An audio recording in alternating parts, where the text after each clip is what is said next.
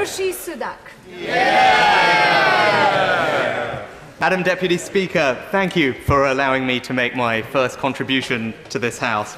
And may I take the opportunity to commend all the excellent maiden speeches we have heard today on both sides of the House. It may surprise my honourable friends to learn that I'm a little sad to be here today, because the fact that it's me standing before you means that this chamber has said goodbye to one of its finest parliamentarians, my predecessor, the Right Honourable William Hague. William enjoyed a distinguished career over 26 years. He oversaw a landmark bill to improve rights for the disabled, led our party, and served as Foreign Secretary. But his true mark can be found at home in Richmond. He was an outstanding local MP, as well as being an outstanding Yorkshireman. I once arranged a visit to a tiny, remote village and imagined that for once I might outdo my predecessor. On arrival, I was told that not only had he held a surgery in this remote village recently, but that the Foreign Secretary had arrived in a Harrier jet, having flown in from meeting the President of the United States.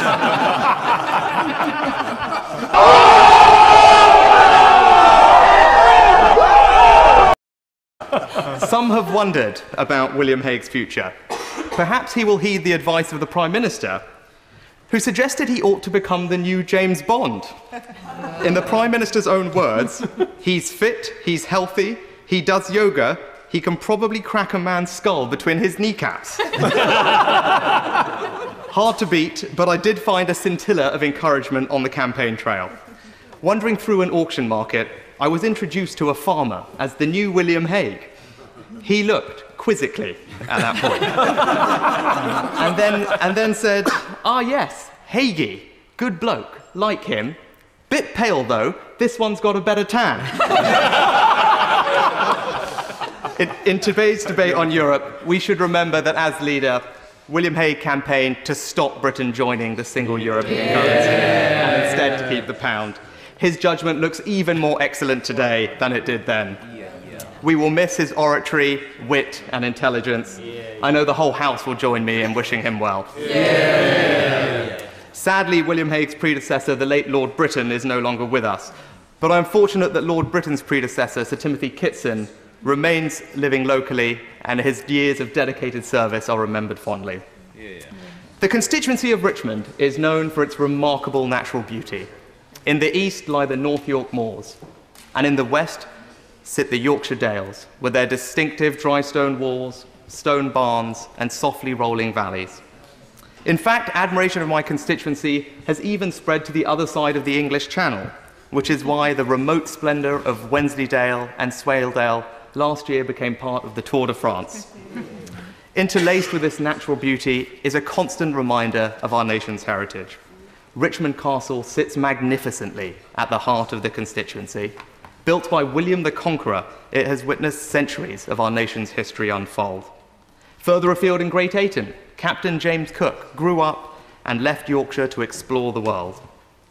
I am also deeply honoured to represent the airmen, soldiers and their families living at RAF Leeming and Catterick Garrison, our largest army base.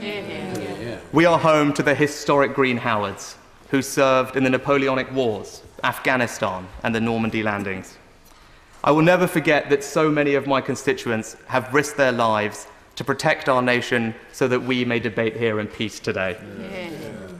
In spite of all of this, the most remarkable aspect of my constituency is the strength, warmth, and independent spirit of our communities.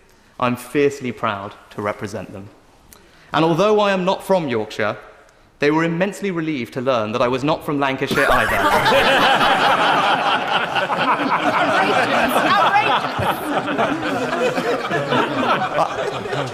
I intend to be a champion for the causes of the countryside. I want my hard-working rural constituents to have the strong public services they deserve and every opportunity to prosper. Our excellent hospital, the Friarage, serves a sparse area of 1,000 square miles, with patients travelling over an hour and a half. I shall be a loud voice for ensuring our local hospital remains strong. Our rural schools require fair education funding so that they can remain the beating hearts of our villages. I shall be relentless in pushing for better broadband and better mobile phone coverage. The farmers who feed us proud stewards of our landscape, are too often taken for granted and left alone to battle regulation. And many of our small businesses are making significant exports, and I am determined to help them give Yorkshire an even bigger place on the map of the world than it already has, if that's in fact possible, Madam Deputy Speaker. My grandparents arrived in this country with very little. My parents, now a GP and pharmacist, grew up wanting to provide a better future for their children. And today I have the enormous privilege of standing here as a Member of Parliament.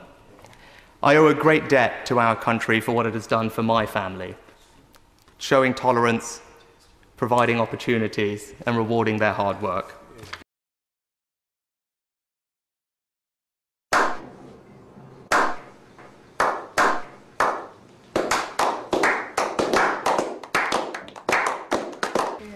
A great man once remarked that some of us might not be here in 30 or 40 years, before reminding his audience that the decisions made today shape the future of the next generation.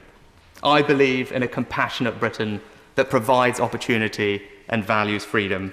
I hope I can play a small part in ensuring our great nation continues to hold to those enduring values. Yeah.